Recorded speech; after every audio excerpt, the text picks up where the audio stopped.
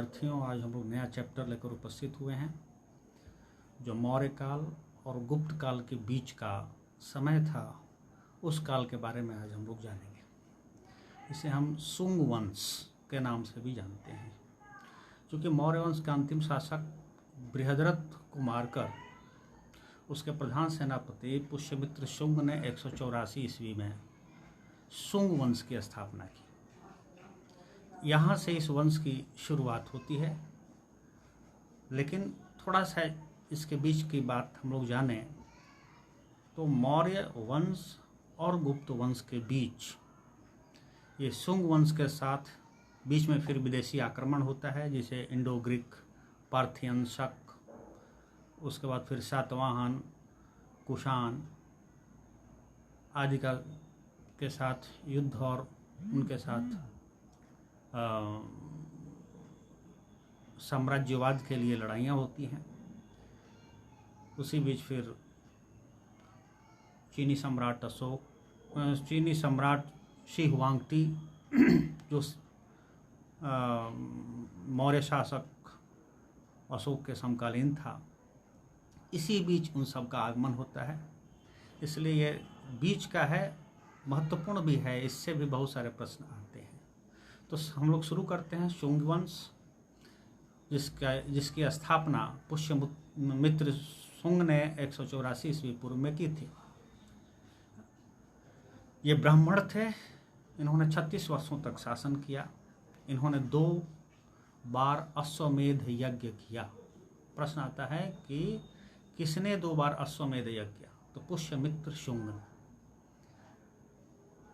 शुंग वंश के अंतिम शासक देवभूति को मारकर उसके मंत्री वासुदेव कण्व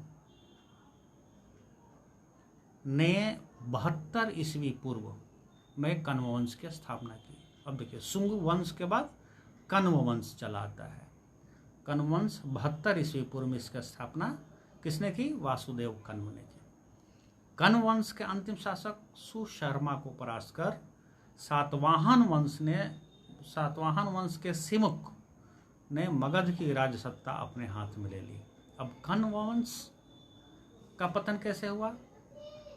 सातवाहन वंश का शासक सिमुक ने उसे परास्त कर एक नए राजवंश की स्थापना की, जिसका नाम था सातवाहन वंश। इसका इतिहास बहुत शॉर्ट है, लेकिन इसको पढ़ना जरूरी होता है। कहता है कि भारत में व्याप्त इस अराजकता का लाभ विदेशियों ने उठाया और भारत के उत्तर पश्चिम दिशा से विदेशी आक्रमण हुए। चूँकि ये आपस में लड़ रहे थे, छोटे छोटे पीरियड के लिए ये लोग आते थे और फिर चले जाते थे, इसका लाभ विदेशियों ने उठाया।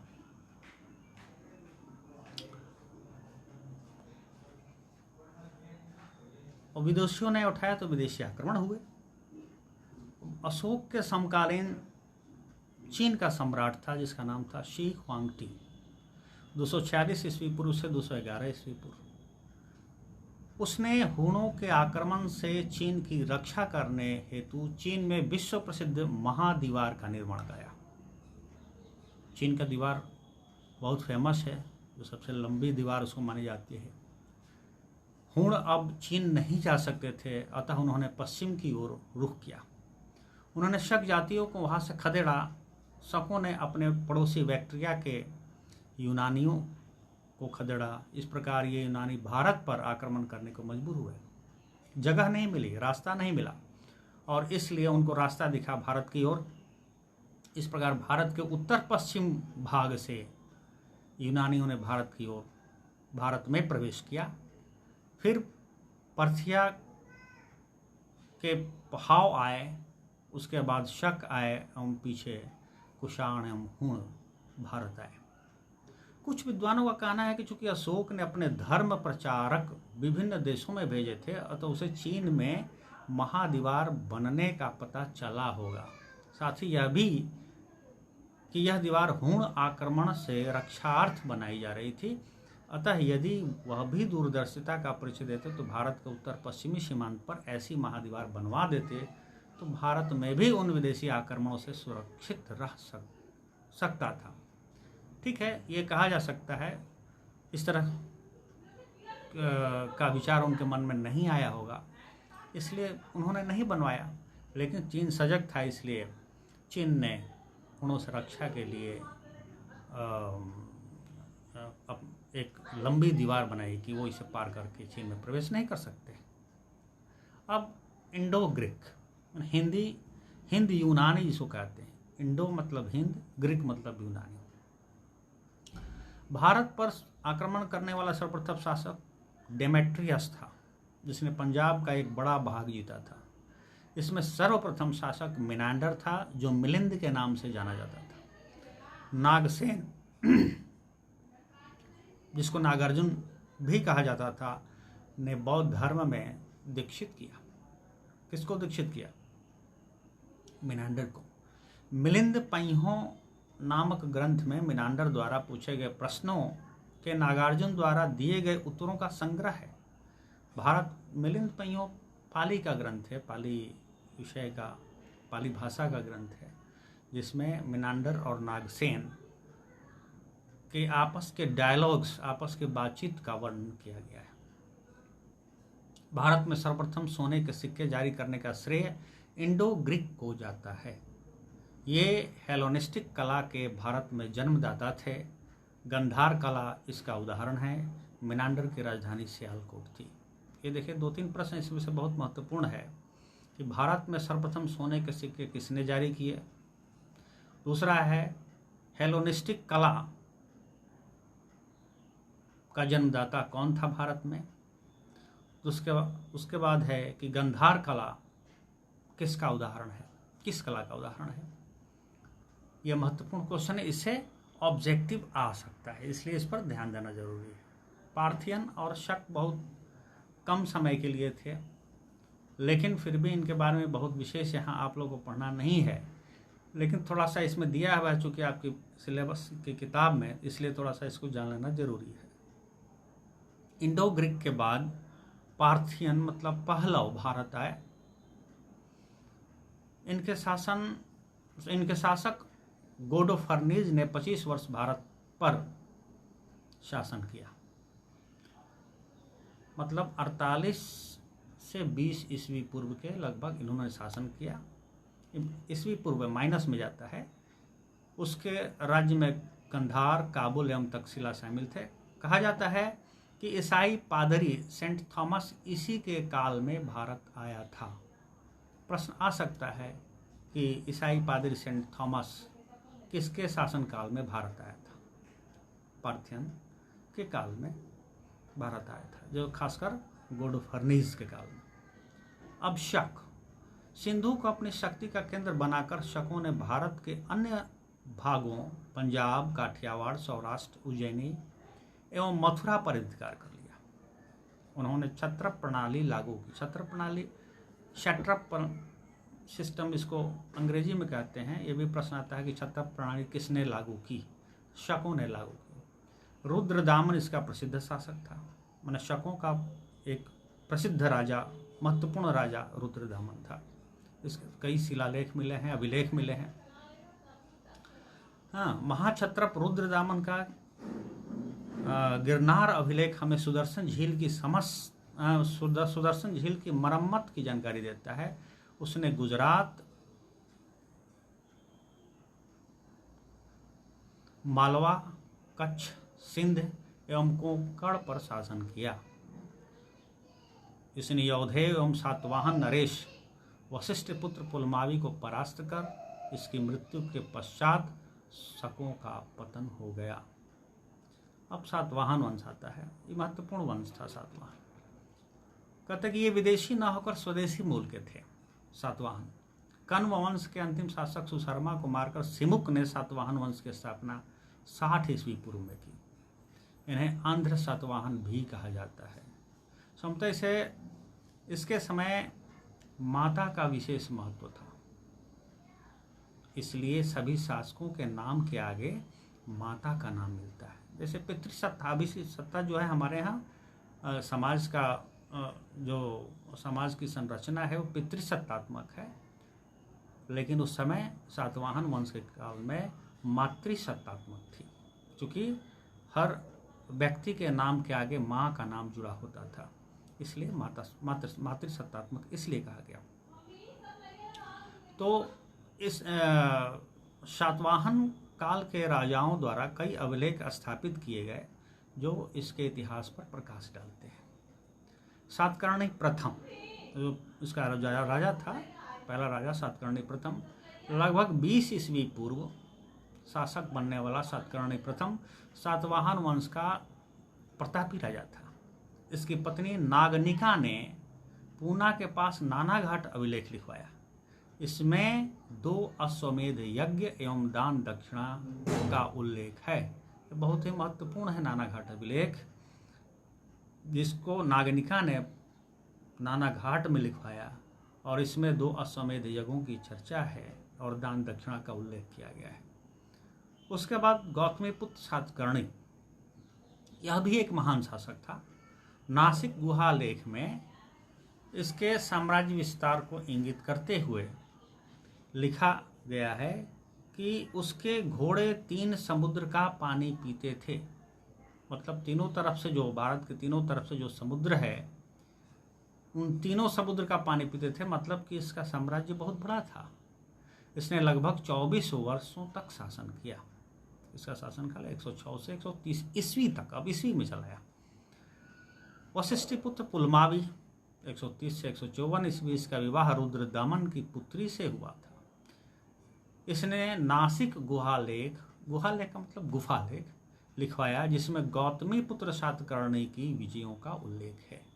यज्ञश्री सातकर्णी के पश्चात सातवाहन वंश का अंत हो गया, पतन हो गया। उसके बाद कुषाण वंश चलाता है। अब देखिए, मैं आपको कुछ तस्वीर दिखाना चाहता हूँ, जिससे आपको स्पष्ट हो जाएगा कि चीन की दीवार शी हुआंगटी ने जो बनाया था वो किस तरह का था। और ये देखिए, चीन की दीवार है जो शी हुआंगटी ने 220 से 206 ईस्वी पूर्व बनाया था। यह अशोक का समकालीन था, और हुणों को रोकने के लिए इस विशाल चीन की दीवार का निर्माण उन्होंने करवाया था, शी हुआंगटी ने। प्रश्न आता है कि चीन की दीवार को किसने बनाया, और यह करीब 21,200 किलोमीटर लंबी दीवार है। इसकी विशेषता है कि ये बहुत मोटी है और बहुत लंबी है। इससे हुणों की रक्षा के लिए इसे चीन में बनाया गया था। अब देखिए, अब ये देखिए, तो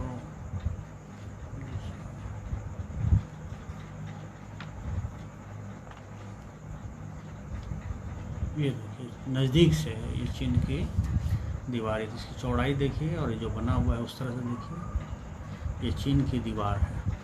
लोग इस पर जाते हैं घूमने फिरने, देखने के लिए ये कितनी चौड़ी दीवार है और कितनी मोटी दीवार है। ये तो चीन की दीवार है जो हुण से रक्षा के लिए शी हुआंगटी ने बनाया था। दूसरी बात कि अब देखिए, ये बुद्ध की प्रतिमा है जो गंधार कला आर्ट, कनिष्क के समय में मैंने बताया है कि 2 कलाओं का केंद्र था, एक गंधार और एक मथुरा। तो गंधार कला में जिस तरह की मूर्ति बनाई जाती थी, वो देखिए बुद्ध की मूर्ति। इसके बाल को देखिए किस तरह से बनाया गया है। थोड़ा सा इसमें ग्रीक मतलब यूनानी लुक दिखाई देता है। तो ये गंधार कला का एक उदाहरण है, गंधार कला एक नमूना है। अब देखिए, ये मथुरा से प्राप्त है कनिष्क की सिर विहीन मूर्ति, और ये मथुरा कला आर्ट का उदाहरण है। इसमें भारतीयता की झलक मिलती है। इसका पोशाक, इसका पहनावा बिल्कुल भारतीय है, इसलिए मथुरा कला केंद्र का उदाहरण है कि मथुरा का ये जो कला है वो भारतीय लिबास में, भारतीय ड्रेस में उस समय का राजा रहा करते थे, और ये भी एक कला का केंद्र था। अब आइए कि कुषाण का जो एम्पायर है, कुषाण एम्पायर, वो देखिए कहाँ तक फैला हुआ है। तो कुषाण जो है ये मथुरा से लेकर के ये बैक्ट्रिया, गांधार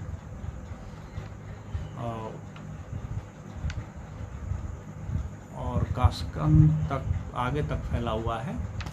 और जो कि सेंट्रल एशिया का जो स्थान है, सेंट्रल एशिया का जो स्थल है, उसका भी अधिकार कुषाण के पास, मतलब कनिष्क के पास था। और यही कारण था कि उसने चाइना को परास्त कर उसके इस सिल्क रूट को अपने कब्जे में कर लिया था। ये देखिए यहाँ ये सिल्क रूट है, वहीं से सिल्क रूट जाता है और उस रूट को उसने अपने कब्जे में कर लिया था, जिससे रोम का व्यापार, जो वहाँ से सोना प्रचुर मात्रा में आता था वस्तुओं के बदले, वहाँ उसने कब्जा कर लिया था। और इसीलिए कुषाण काल में सोने की प्रचुरता हो गई और सोने के सिक्के चलाए गए।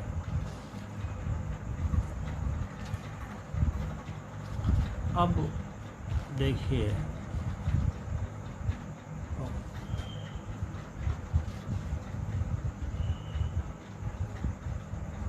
ये देखिए अब देखिए ये शुल्क, ये जो है दो तरह से व्यापार होता था, एक समुद्र के मार्ग से और एक स्थल के मार्ग से। तो समुद्र के मार्ग से जो देखिए ये चाइना, आपको बताते हैं, ये यहाँ ये चाइना का जो समुद्र है, ये से होते बंगाल की खाड़ी होते हुए ऐसे यहाँ ये देखिए भारत का ये बंगाल का क्षेत्र है, ताम्रलिप्ति है ये होते हुए ये, और तब ये ऐसे जाता था। और ऊपर से देखिए ये चाइना होते हुए ये सेंट्रल एशिया में घुसा और यहीं पे कनिष्क का शासन था। यही इसी मार्ग को, सिल्क मार्ग को यहाँ पे ब्रेक कर देता था और यहाँ से ये यूरोप की ओर, रोम की ओर अपना व्यापार करता था, जिससे उसकी समृद्धि काफ़ी बढ़ गई थी। अब ये तो हो गया ना, ये भी हो गया ये।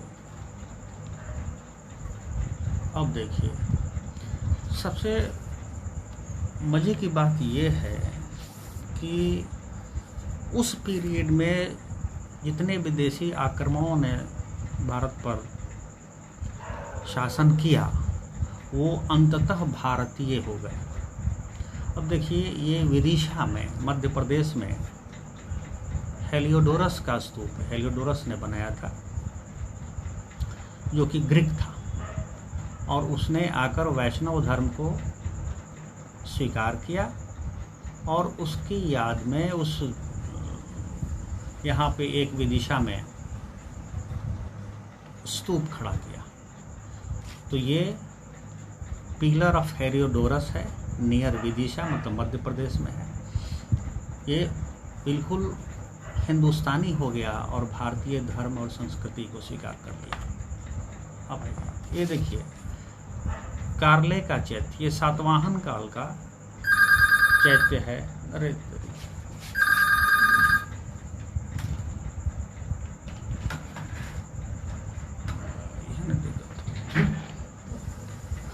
सातवाहन काल का चैत्य है, जो एकास्म पहाड़, एक पहाड़ को काट कर बनाया गया है। कितना सुंदर दृश्य, इसमें पिलर देखिए कितना खूबसूरत बनाया गया है। और ये चैत्य का मतलब होता है प्रार्थना गृह, मंदिर है जहाँ पे लोग प्रार्थना करते थे, बुद्ध की प्रार्थना करते थे, आराधना करते थे। और विहार भी मिला है, जो ये कार्ले तो महाराष्ट्र में है, लेकिन उस काल में आंध्र प्रदेश का नागार्जुन कोंडा और अमरावती दो प्रमुख केंद्र था बौद्ध धर्म का, वहाँ भी बहुत सारे मंदिर और चैत्य बनाए गए। अब देखिए, दो कला की बात जो मैंने की, ये मैंने उस काल का है, ये सातवाहन काल के। नागार्जुन कोंडा की अभी बात जो हम बता रहे थे, देखिए नागार्जुन कोंडा का ये एक अमरावती का है और एक नागार्जुन कोंडा की है, बुद्ध से संबंधित दोनों ये तस्वीरें हैं। अब देखिए, सेंट्रल एशिया का जो ये नक्शा है उसको आप देखिए, ये समरकंद, बैक्ट्रिया, समरकंद, यहाँ तक ये पूरे भारत देखिए यहाँ पे है।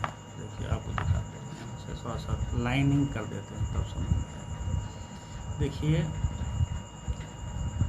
ये भारत वाला क्षेत्र है और ये देखिए समरकंद कहाँ है, समरकंद यहाँ है।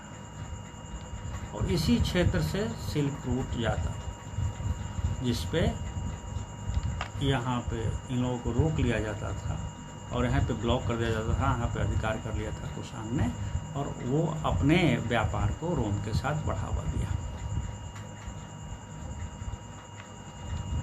तो इसलिए ये जानना जरूरी था इन तस्वीरों के माध्यम से कि कनिष्क के बाद जो उसके उत्तराधिकारी हुए, उन्होंने भी अपना नाम वासुदेव रखा, क्योंकि वो भी वैष्णव धर्म से प्रभावित थे। अब देखिए शॉर्ट में, कनिष्क के समय में ही कुंडल वन विहार में चतुर्थ बौद्ध संगति हुई और उसी में महायान संप्रदाय से संबंधित नियमावली बनी और महायान संप्रदाय का प्रचार प्रसार वहीं से शुरू हुआ। अब हेलियोडोरस जो है वो भी ग्रीक था, वो विष्णु का धर्मावलंबी बन गया। मिनांडर ग्रीक था, वो बौद्ध धर्मावलंबी बन गया। कनिष्क जो कुषाण था वो बौद्ध और शिव दोनों, उसके शासनकाल में दोनों लोग बौद्ध धर्म को भी और शैव धर्म को भी अपनाए। कनिष्क तो बौद्ध था, उसके उत्तराधिकारी शैव धर्म भी हो गए और उसके उत्तराधिकारी वैष्णव धर्म का भी पालन किया। कहने का मतलब ये है कि उस काल में जो मौर्य काल से गुप्त काल के बीच बहुत सारे जो आक्रमण हुए, बहुत विदेशी आक्रमण हुए, उन विदेशियों ने आकर भारत की संस्कृति में अपने आप को रंग लिया। अब उनके अंदर कोई विदेशीपन रहा नहीं, वो भारतीय संस्कृति को अपना लिए, भारतीय धर्म को अपना लिए और यहीं रच बस गए। इसलिए ये काल बहुत महत्वपूर्ण हो जाता है। कुषाण वंश चीन में महादीवार बनने के कारण हुणों ने अपनी पड़ोसी कबीले यूची को पश्चिम की ओर खदेड़ा। कुषाण इसी यूची कबीले की एक शाखा थी। भारत में कुजुल कडफिशिस जो 15 ईस्वी से 65 ईस्वी पूर्व में उनका शासन था, ने कुषाण वंश की स्थापना की।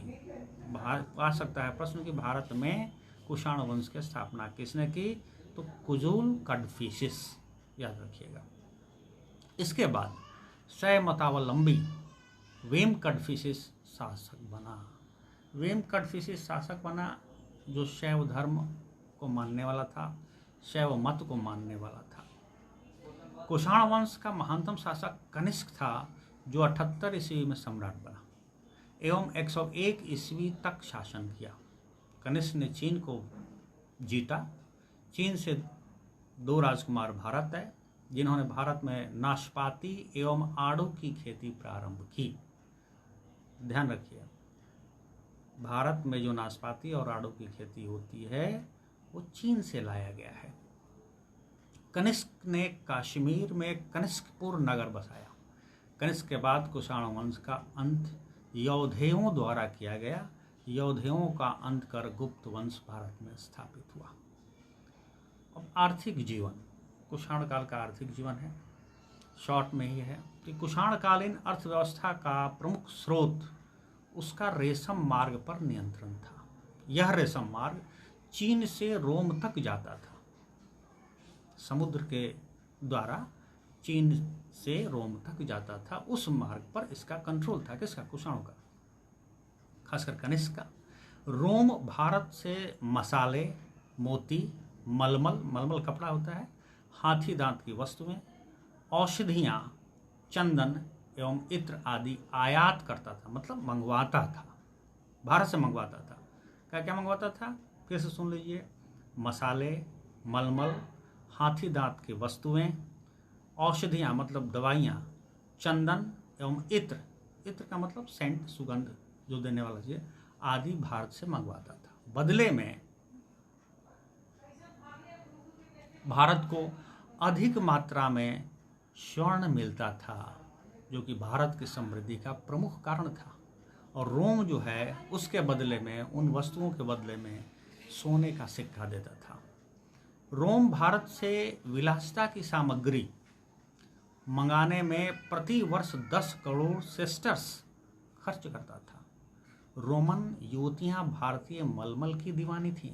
माने भारतीय मलमल एक कपड़ा है जो कि रोम की लड़कियां बहुत पसंद करती थी।